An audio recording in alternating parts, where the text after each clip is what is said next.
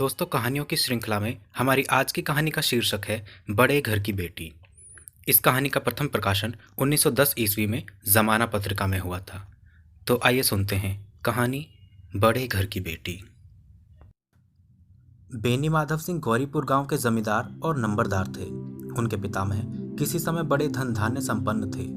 गांव का पक्का तालाब और मंदिर, जिनकी अब मरम्मत भी मुश्किल थी, उन्हीं के कीर्ति स्तंभ थे। कहते हैं इस दरवाजे पर हाथी झूमता था। अब उसकी जगह एक बूढ़ी भैंस थी, जिसके शरीर में अस्थिपंजर के सिवा और कुछ शेष न था। पर दूध शायद बहुत देती थी, क्योंकि एक न एक आदमी हांडी लिए उसके सिर पर सवार ही रहता था। बेनी माधव सिंह अपनी आधी से अधिक संपत्ति वकीलों को भेंट कर चुके थे। उनकी वर्तमान आय 1000 रुपये वार्षिक से अधिक न थी। ठाकुर साहब के 2 बेटे थे। बड़े का नाम श्रीकंठ सिंह था। उसने बहुत दिनों के परिश्रम और उद्योग के बाद बीए की डिग्री प्राप्त की थी। अब एक दफ्तर में नौकर था। छोटा लड़का लाल बिहारी सिंह दोहरे बदन का सजीला जवान था। भरा हुआ मुखड़ा, चौड़ी छाती, भैंस का 2 सेर ताजा दूध वह सुबह उठकर पी जाता था। श्रीकंठ सिंह की दशा बिल्कुल विपरीत थी। इन नेत्रप्रिय गुणों को उन्होंने बीए, इन्हीं 2 अक्षरों पर न्यौछावर कर दिया था। इन 2 अक्षरों ने उनके शरीर को निर्बल और चेहरे को कांतिहीन बना दिया था। इसी से वैदिक ग्रंथों पर उनका विशेष प्रेम था। आयुर्वेदिक औषधियों पर उनका अधिक विश्वास था। शाम सवेरे उनके कमरे से प्राय खरल की सुरीली कर्ण मधुर ध्वनि सुनाई दिया करती थी। लाहौर और कलकत्ते के वैद्यों से बड़ी लिखा पड़ी रहती थी। श्रीकंठ इस अंग्रेजी डिग्री के अधिपति होने पर भी अंग्रेजी सामाजिक प्रथाओं के विशेष प्रेमी न थे, बल्कि वह बहुधा बड़े जोर से उसकी निंदा और तिरस्कार किया करते थे। इसी से गांव में उनका बड़ा सम्मान था। दशहरे के दिनों में वह बड़े उत्साह से रामलीला में सम्मिलित होते और स्वयं किसी न किसी पात्र का पाठ लेते थे। गौरीपुर में रामलीला के वही जन्मदाता थे। प्राचीन हिंदू सभ्यता का गुणगान उनकी धार्मिकता का प्रधान अंग था। सम्मिलित कुटुंब के तो वह एकमात्र उपासक थे। आजकल स्त्रियों को कुटुंब में मिलजुल कर रहने की जो अरुचि होती है, वह उसे देश और जाति दोनों के लिए हानिकारक समझते थे। यही कारण था कि गांव की ललनाएं उनकी निंदक थीं। कोई कोई तो उन्हें अपना शत्रु समझने में भी संकोच न करती थी। स्वयं उनकी पत्नी को ही इस विषय में उनसे विरोध था। यह इसलिए नहीं कि उसे सास ससुर देवर जेठ आदि से घृणा थी, बल्कि उसका विचार था कि यदि बहुत कुछ सहने और तरह देने पर भी परिवार के साथ निर्वाह न हो सके, तो आए दिन की कलह से जीवन को नष्ट करने की अपेक्षा यही उत्तम है कि अपनी खिचड़ी अलग पकाई जाए।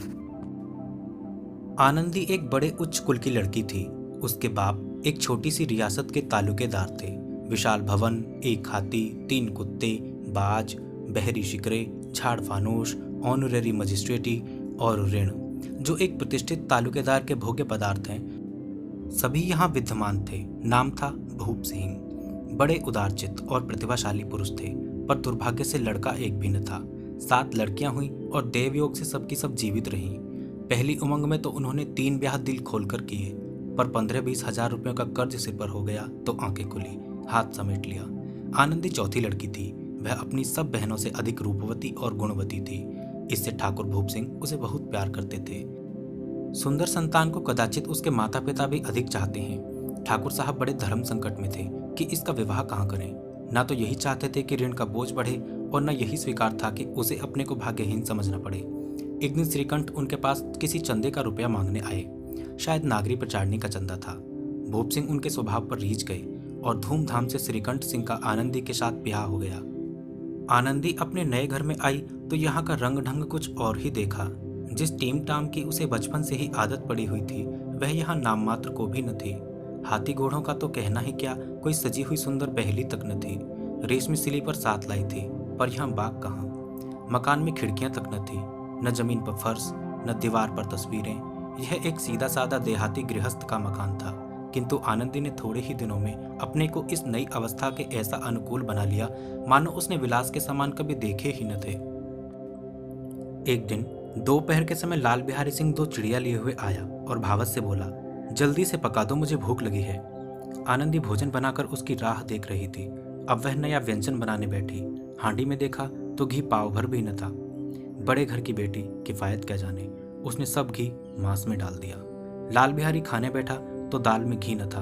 बोला, दाल में घी क्यों नहीं छोड़ा? आनंदी ने कहा, घी सब मांस में पड़ गया। लाल बिहारी जोर से बोला, अभी परसों ही घी आया है, इतना जल्दी उठ गया? आनंदी ने उत्तर दिया। आज तो कुल पाव भर रहा होगा, वह सब मैंने मांस में डाल दिया। जिस तरह सूखी लकड़ी जल्दी से जल उठती है, उसी तरह क्षुधा से बावला मनुष्य जरा सी बात पर तिनक जाता है। लाल बिहारी को भावच की यह डिठाई बहुत बुरी मालूम हुई। तिनक कर बोला, मैके में तो चाहे घी की नदियां बहती हों। स्त्री गालियां सह लेती हैं, मार भी सह लेती हैं, पर मैके की निंदा उनसे नहीं सही जाती। आनंदी मुंह फेर कर बोली, हाथी मरा भी तो 9 लाख का, वहां इतना घी नित्य नाई का हार खा जाते हैं। लाल बिहारी जल गया, थाली उठाकर पटक दी और बोला, जी चाहता है जीप पकड़कर खींच लूं। आनंदी को भी क्रोध आ गया, मुंह लाल हो गया। बोली, वह होते तो आज इसका मजा चखाते। अब अनपढ़ उजड़ ठाकुर से न रहा गया।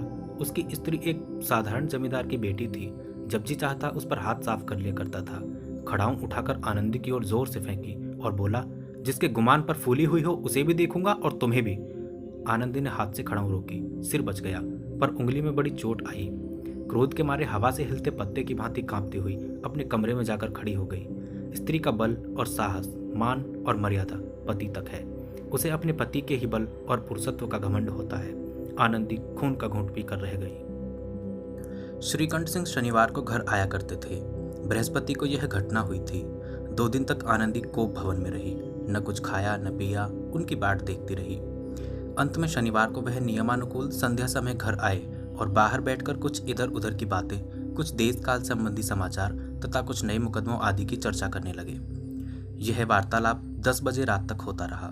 गांव के भद्र पुरुषों को इन बातों में ऐसा आनंद मिलता था कि खाने पीने की भी सुधि न रहती थी। श्रीकंठ को पिंड छुड़ाना मुश्किल हो जाता था। ये 2-3 घंटे आनंदी ने बड़े कष्ट से काटे। किसी तरह भोजन का समय आया, पंचायत उठी, एकांत हुआ तो लाल बिहारी ने कहा, भैया आप जरा भाभी को समझा दीजिएगा कि मुंह संभाल कर बातचीत किया करें, नहीं तो एक दिन अनर्थ हो जाएगा। बेनी माधव सिंह ने बेटे की ओर से साक्षी दी, हाँ, बहू बेटियों का यह स्वभाव अच्छा नहीं कि मर्दों के मुंह लगे। लाल बिहारी, वह बड़े घर की बेटी है तो हम भी कोई कुर्मी का हार नहीं है। श्रीकंठ ने चिंतित स्वर से पूछा, आखिर बात क्या हुई? लाल बिहारी ने कहा, कुछ भी नहीं, यूं ही आप उलझ पड़ी। मैके के सामने हम लोगों को कुछ समझती ही नहीं। श्रीकंठ खा पीकर आनंदी के पास गए। वह भरी बैठी थी। यह हजरत भी कुछ तीखे थे। आनंदी ने पूछा, चित्त तो प्रसन्न है? श्रीकंठ बोले, बहुत प्रसन्न है, पर तुमने आजकल घर में यह क्या उपद्रव मचा रखा है? आनंदी की त्योरियों पर बल पड़ गए। झुंझलाहट के मारे बदन में ज्वाला सी दहक उठी। बोली, जिसने तुमसे यह आग लगाई है उसे पाऊं मुंह झुलस दूं। श्रीकंठ, इतनी गर्म क्यों होती हो, बात तो कहो। आनंदी, क्या कहूं, यह मेरे भाग्य का फेर है, नहीं तो गंवार छोकरा जिसको चपरासीगिरी करने का भी शऊर नहीं, मुझे खड़ाऊं से मारकर यूं ना कटता। श्रीकंठ, सब हाल साफ साफ कहो तो मालूम हो, मुझे तो कुछ पता नहीं। आनंदी, परसों तुम्हारे लाडले भाई ने मुझसे मांस पकाने को कहा। घी हांडी में पाव भर से अधिक न था। वह सब मैंने मांस में डाल दिया। जब खाने बैठा तो कहने लगा, दाल में घी क्यों नहीं है? बस इसी पर मेरे मायके को बुरा भला कहने लगा। मुझसे न रहा गया। मैंने कहा कि वहाँ इतना घी तो नाई कहार खा जाते हैं और किसी को जान भी नहीं पड़ता। बस इतनी सी बात पर इस अन्यायी ने मुझ पर खड़ाऊ फेंक मारी।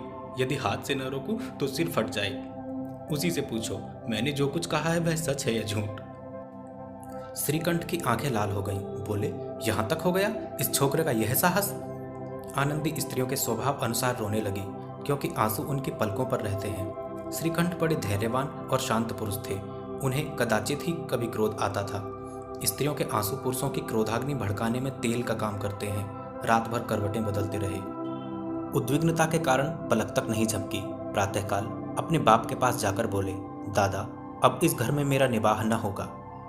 इस तरह की विद्रोहपूर्ण बातें कहने पर श्रीकंठ ने कितनी ही बार अपने कई मित्रों को आड़े हाथों लिया था, परंतु दुर्भाग्य, आज उन्हें स्वयं वे ही बातें अपने मुंह से कहनी पड़ी। दूसरों को उपदेश देना भी कितना सहज है। बेनी माधव सिंह घबरा उठे और बोले, क्यों? श्रीकंठ, इसलिए कि मुझे भी अपनी मान प्रतिष्ठा का कुछ विचार है। आपके घर में अब अन्याय और झूठ का प्रकोप हो रहा है। जिनको बड़ों का आदर सम्मान करना चाहिए वे उनके सिर पर चढ़ते हैं। मैं दूसरों का नौकर ठहरा घर पर नहीं रहता। यहाँ मेरे पीछे स्त्रियों पर खड़ाऊ और जूतों की बौछारें होती हैं। कड़ी बात तक चिंता नहीं, कोई 1-2 कह ले, वहाँ तक मैं सह सकता हूँ, किंतु यह कदापि नहीं हो सकता कि मेरे ऊपर लात घूंसे पड़े और मैं दम न मारूं। बेनी माधव सिंह कुछ जवाब न दे सके। श्रीकंठ सदैव उनका आदर करते थे। उनके ऐसे तेवर देखकर बूढ़ा ठाकुर अवाक रह गया। केवल इतना ही बोला, बेटा तुम बुद्धिमान होकर ऐसी बातें करते हो। स्त्रियां इस तरह घर का नाश कर देती हैं, उनको बहुत सिर चढ़ाना अच्छा नहीं। श्रीकंठ, इतना मैं जानता हूँ, आपके आशीर्वाद से ऐसा मूर्ख नहीं हूँ। आप स्वयं जानते हैं कि मेरे ही समझाने बुझाने से इसी गांव में कई घर संभल गए, पर जिस स्त्री की मान प्रतिष्ठा का ईश्वर के दरबार में उत्तरदाता हूँ, उसके प्रति ऐसा घोर अन्याय और पशुवत व्यवहार मुझे असह्य है। आप सच मानिए, मेरे लिए यही कुछ कम नहीं है कि लाल बिहारी को कुछ दंड नहीं देता। अब बेनी माधव सिंह भी गरमाए, ऐसी बातें और न सुन सके। बोले, लाल बिहारी तुम्हारा भाई है, जब उससे कभी भूल चूक हो उसके कान पकड़ो। लेकिन श्रीकंठ, लाल बिहारी को मैं अब अपना भाई नहीं समझता। बेनी माधव सिंह, स्त्री के पीछे? श्रीकंठ, जी नहीं, उसकी क्रूरता और अविवेक के कारण। दोनों कुछ देर चुप रहे।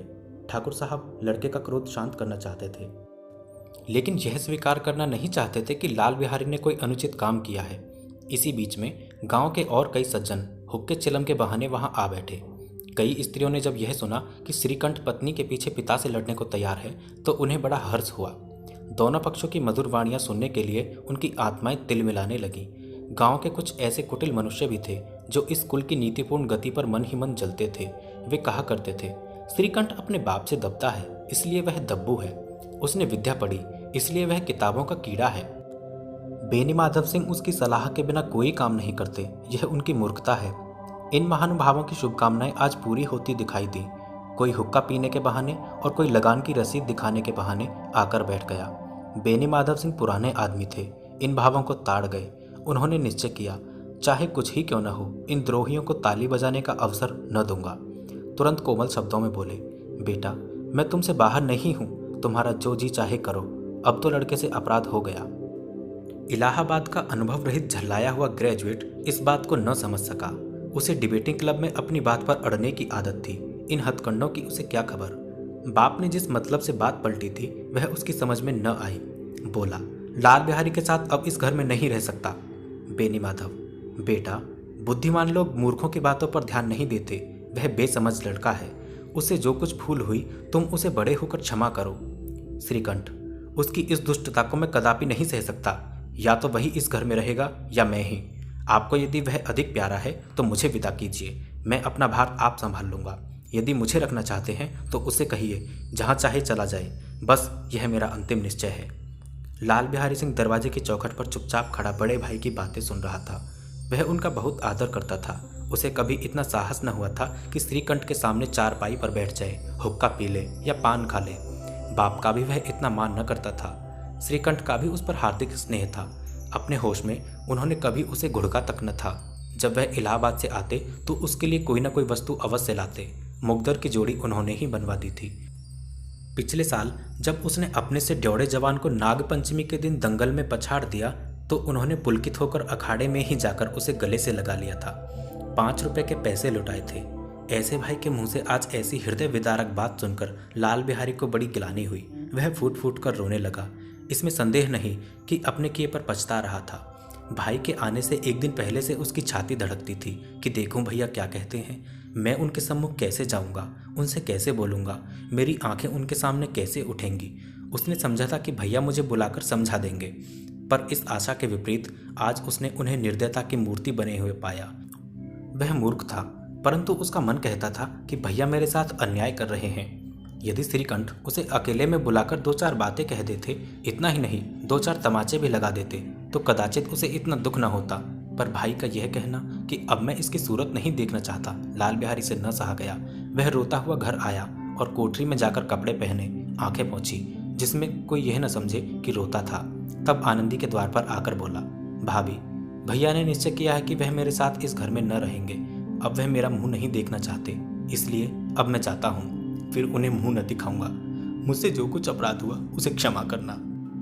यह कहते कहते लाल बिहारी का गला भर आया। जिस समय लाल बिहारी सिंह सिर झुकाए आनंदी के द्वार पर खड़ा था, उसी समय श्रीकंठ सिंह भी आंखें लाल किए बाहर से आए। भाई को खड़ा देखा तो घृणा से आंखें फेर ली और कतराकर निकल गए, मानो उसकी परछाई से दूर भागते हों। आनंदी ने लाल बिहारी की शिकायत तो की थी, लेकिन अब मन में पछता रही थी। वह स्वभाव से ही दयावती थी। उसे इसका तनिक भी ध्यान न था कि बात इतनी बढ़ जाएगी। वह मन में अपने पति पर झुंझला रही थी कि यह इतने गर्म क्यों होते हैं। उस पर यह भी भय लगा हुआ था कि मुझसे इलाहाबाद चलने को कहें तो कैसे क्या करूंगी। इस बीच में जब उसने लाल बिहारी को दरवाजे पर खड़े यह कहते हुए सुना कि अब मैं जाता हूँ, मुझसे जो कुछ अपराध हुआ क्षमा करना, तो उसका रहा सा क्रोध भी पानी हो गया। वह रोने लगी। मन का मैल धोने के लिए नयन जल से उपयुक्त और कोई वस्तु नहीं है। श्रीकंठ को देखकर आनंदी ने कहा, लाला बाहर खड़े बहुत रो रहे हैं। श्रीकंठ, तो मैं क्या करूं? आनंदी, भीतर बुला लो, मेरी जीभ को आग लगे, मैंने कहां से यह झगड़ा उठाया? श्रीकंठ, मैं न बुलाऊंगा। आनंदी, पछताओगे, उन्हें बहुत गिलानी हो गई है, ऐसा ना हो कहीं चल दें। श्रीकंठ ना उठे। इतने में लाल बिहारी ने फिर कहा, भाभी, भैया से मेरा प्रणाम कह दो, वह मेरा मुंह नहीं देखना चाहते, इसलिए मैं भी अपना मुंह उन्हें न दिखाऊंगा। लाल बिहारी इतना कहकर लौट पड़ा और शीघ्रता से दरवाजे की ओर बढ़ा। अंत में आनंदी कमरे से निकली और उसका हाथ पकड़ लिया। लाल बिहारी ने पीछे फिरकर देखा और आंखों में आंसू भरे बोला, मुझे जाने दो। आनंदी, कहाँ जाते हो? लाल बिहारी, जहां कोई मेरा मुंह न देखे। आनंदी, मैं न जाने दूंगी। लाल बिहारी, मैं तुम लोगों के साथ रहने योग्य नहीं हूं। आनंदी, तुम्हें मेरी सौगंध, अब एक पग भी आगे न बढ़ना। लाल बिहारी, जब तक मुझे यह न मालूम हो जाए कि भैया का मेरी तरफ से मन साफ हो गया, तब तक मैं इस घर में कदापि न रहूंगा। आनंदी, मैं ईश्वर को साक्षी मानकर कहती हूं कि तुम्हारी ओर से मेरे मन में तनिक भी मैल नहीं है। अब श्रीकंठ का हृदय पिघला। उन्होंने बाहर आकर लाल बिहारी को गले लगा लिया। दोनों भाई खूब फूट फूट कर रोए। लाल बिहारी ने सिसकते हुए कहा, भैया, अब कभी मत कहना कि तुम्हारा मुंह न देखूंगा। इसके सिवा आप जो दंड देंगे मैं सहर्ष स्वीकार करूंगा। श्रीकंठ ने कांपते हुए स्वर से कहा, लल्लू, इन बातों को भूल जाओ। ईश्वर चाहेगा तो फिर ऐसा अवसर न आवेगा। बेनी माधव सिंह बाहर से आ रहे थे। दोनों भाइयों को गले मिलते देखकर आनंद से पुलकित हो गए। बोले, बड़े घर की बेटियां ऐसी ही होती हैं, बिगड़ता हुआ काम बना लेती हैं। गांव में जिसने यह वृत्तांत सुना उसने इन शब्दों में आनंदी की उदारता को सराहा। बड़े घर की बेटियां ऐसी ही होती हैं। तो दोस्तों, ये थी कहानी बड़े घर की बेटी।